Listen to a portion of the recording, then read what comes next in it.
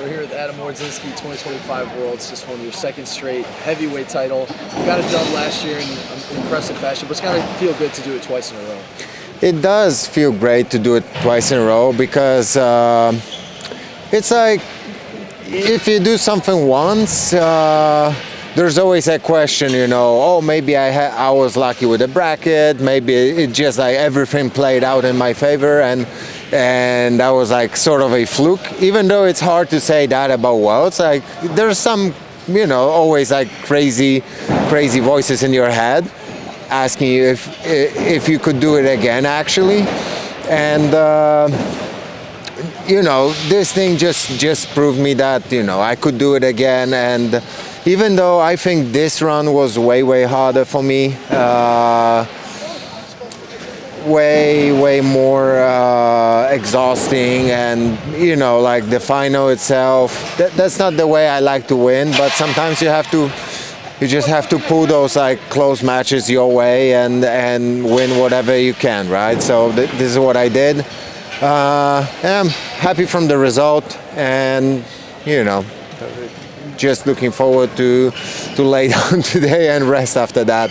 It was a very exhausting competition for me. So you mentioned it was way harder this particular edition of the Worlds. Was it because you felt like your opponents set their games up, or was there something else going on? What do you think made it so much more harder for you this time? Well, I think that last year I could really like dominate and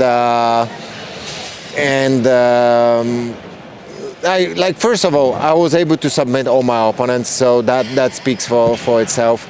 I really put my game above my opponent's game, and I could dominate. This year, it was way harder. Even though I was like from opening rounds till like semifinal, I was like scoring good points and I had good positions, but I wasn't able to submit.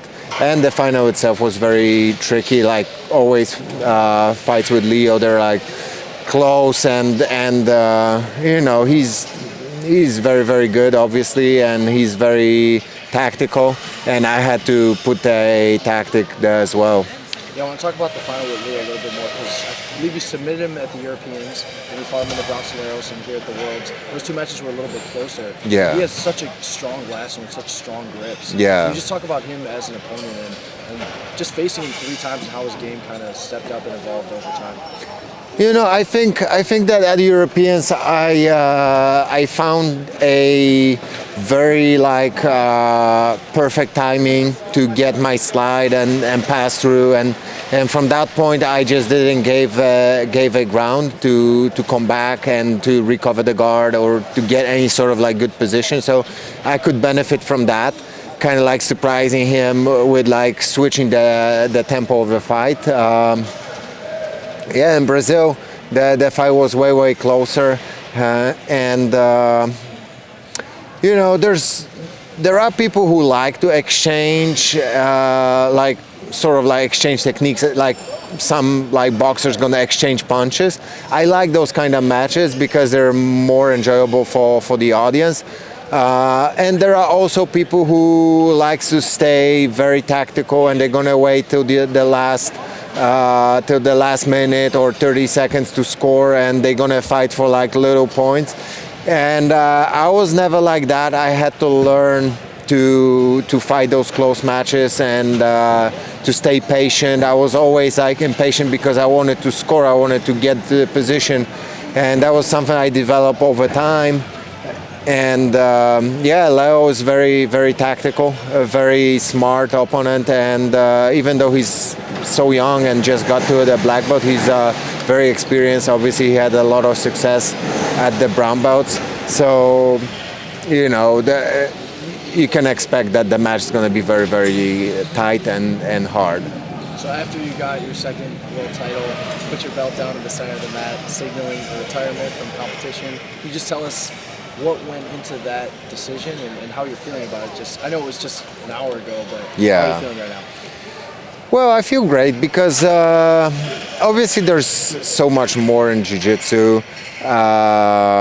In all levels of Jiu-Jitsu, you can like focus on teaching, you can You can focus on like developing the gym, or you can focus on master's career, and there's so many more things. And you know, maybe it's gonna be good for me to just take a little breath, because I was saying for like the interview before, throughout this year it was so dense with competitions, and every single one was a big one, and every single one was a major, and it was important, and I faced the same people, and it was always so tough. And I felt like I developed such a like routine that like how should I approach, how should I think, how should I drop my weight.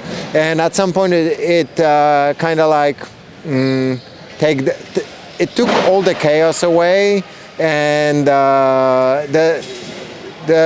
I started to feel less emotions after winning. Obviously, like doing great stuff like winning Grand Slam and winning the second one, like you know, I'm happy because of that, but it's really hard to recreate the emotions from like last year, for example.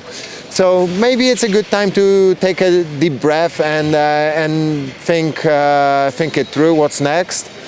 But you know, I never say never, and you may bring me back from retirement by inviting me for the crown.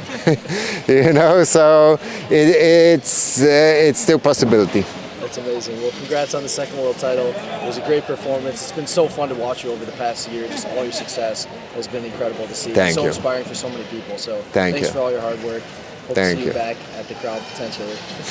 Potentially, yeah. If I can say one thing is, you know, if that means something for somebody, I hope it's just a pure motivation that, you know, it's not always about the age or where you're from or where you started or whatever, you know. If you keep going, keep striving, and you keep working to get better, eventually you may achieve great things. And I hope many people will take it as a lesson, and they're gonna believe more in their like capability, and they're gonna push a little bit harder to get here and win their own world title. I definitely think they will. So thank you, Adam. Hopefully. Appreciate it. Thank you.